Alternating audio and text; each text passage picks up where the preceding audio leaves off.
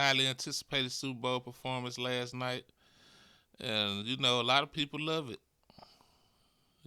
I'm one of them. I'm one of the people that love it. But we also got a lot of people that didn't like that. And why they didn't like that, I don't know. We're gonna check out some of the hate Kendrick Lamar's been getting for a Super Bowl performance. Now, admittedly enough, it wasn't no twerking going on.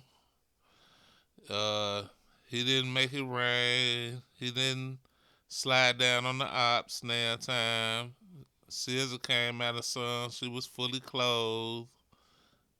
So I guess I can kind of see why some people might call it boring. But this is what he was talking about when he was talking about it's time for the party to die. And me, I'm a girl dad, and I got a son, but I'm a girl dad too, and she's at an impressionable age right now. And I applaud Kendrick. I don't think they said baby daddy not a single time. The shit wasn't ratchet. Didn't no titties pop out or nothing. But to each his own. Now, we're gonna get into some of these different reactions that were across YouTube and across the web.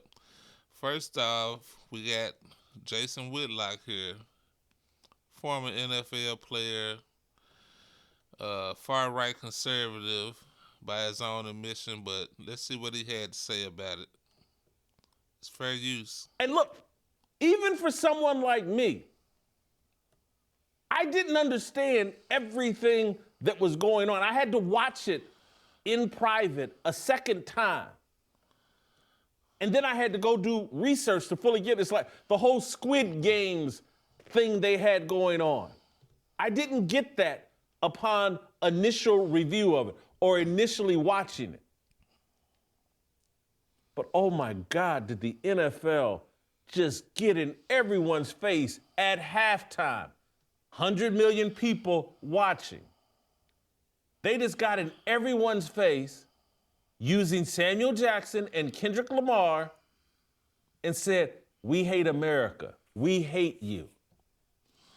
Now, this guy here he got some serious problems. I mean, the way he talks about Black America, I'm surprised he's not bleaching his skin at this point. I'm gonna keep it real with you. He remind me of somebody. I just can't put my finger on it. Oh yeah, that's right. Oh, Uncle Ruckus. Yeah, you remind me a lot of old Uncle Ruckus. And y'all kind of favor too. I ain't gonna hold you. But let's see what else Jason Whitlock had to say. This was the NFL Unchained. Let me walk you through it. Because initially I know Whitlock's doing too much. It wasn't all of that. That's not what happened. Yes, it is. This is what happened. Samuel L. Jackson, again, as I've already said, comes out and tells you, hey, I'm Uncle Sam. And what he's really saying, no, I'm Steven from Django. That's the role, other than, I guess, Pulp Fiction. That's the role I'm most known for. And he went about promoting a subversive, anti-American agenda on all this. I'd have rather Kendrick Lamar come out in satanic clothing than this subversive, sneaky way that they injected a political agenda and a political point of view and were basically telling you adults, anybody over 45, this wasn't for you. They were speaking to your kids, and your kids knew what they were saying. Your kids know Squid Games. And you don't, because you don't get your ass out the house enough.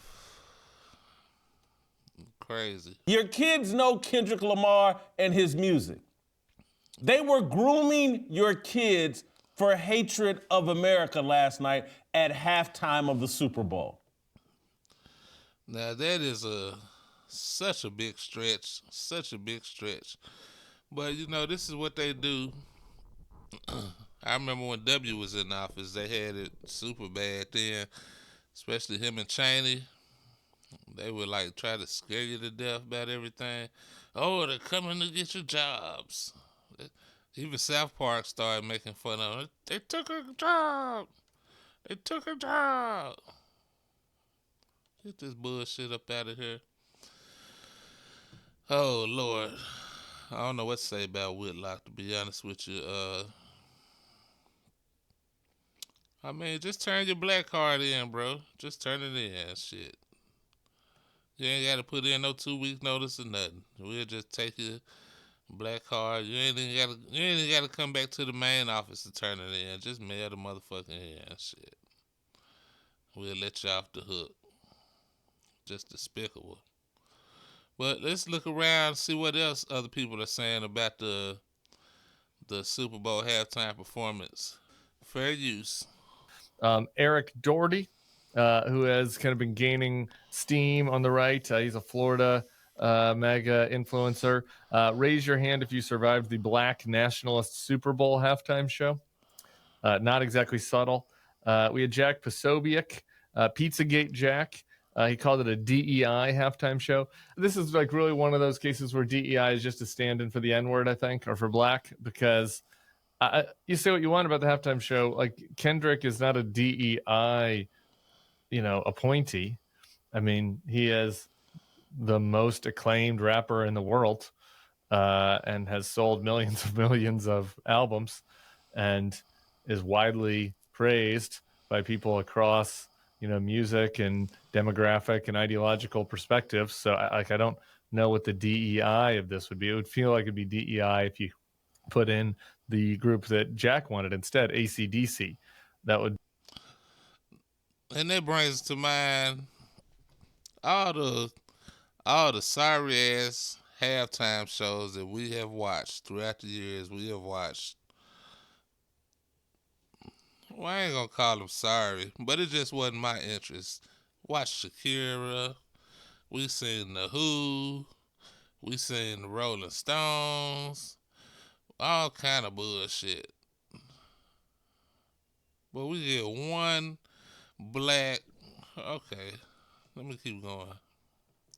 Be, I guess, Australian DEI, because they haven't put out a good song in like 30 years. But anyway, that was Pizzagate Jack. Ben Shapiro attacked it. He said he couldn't understand a word he was saying. Ben Shapiro has a long history of saying hip hop isn't music. My buddy Matt Gaetz, the good friend of the show, Matt Gaetz. Here he goes. The halftime show you just watched is clearly the regime's response to Trump's historic gains with black men. The community note points out that the election hadn't happened when Kendrick was announced. So another massive stretch. Lauren Boebert attacked it. Benny Johnson said, let's see, the halftime show should have been The Village People with President Trump doing the Trump dance. Read the room, NFL. He said we should no longer let talentless. They said, read the room, NFL. We want to see the Village People. Trump won. Read the room, you guys. We want to see Trump get up there and dance. You can go to a Trump rally and see that buzz. This man ain't got no moves. Read the room, NFL. He said we should no longer let talentless, mumbling, pagan, satanic cultists do halftime shows and pretend people like it. My podcast guest, Ben Stiller, my buddy Ben Stiller, my new friend, he thought it was the best halftime show. So I guess